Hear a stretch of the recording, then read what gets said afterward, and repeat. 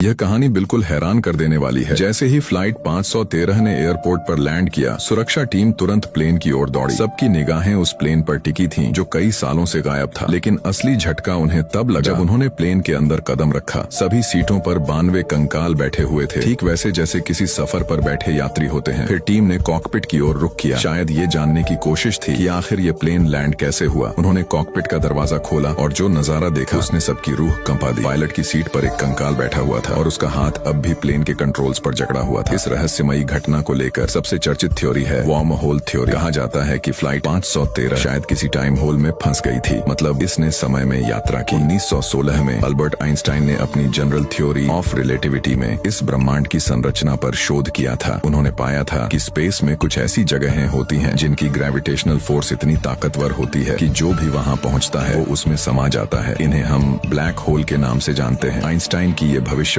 सालों बाद सच साबित हुई जब 2019 में नासा ने पहली बार ब्लैक होल की असली तस्वीर खींची। इस घटना को लेकर कई विवाद हुए। कुछ लोग इसे पूरी तरह नकारते हैं तो कुछ इसे किसी अलौकिक शक्ति से जोड़ते हैं। लेकिन एक सवाल आज भी बना हुआ है, अगर प्लेन के सभी यात्री और पायलट कंकाल बन चुके थे तो फिर प्लेन को लैंड किसने किया? कई मिस्ट्री एंथुसियास्ट्स ने इस गुत्थी को सुलझाने की कोशिश की, लेकिन कोई कामयाब नहीं हो पाया। तो आप क्या सोचते हैं? क्या ये सचमुच किसी टाइम होल की घटना थी या फिर कुछ और? कमेंट करके जरूर बताना।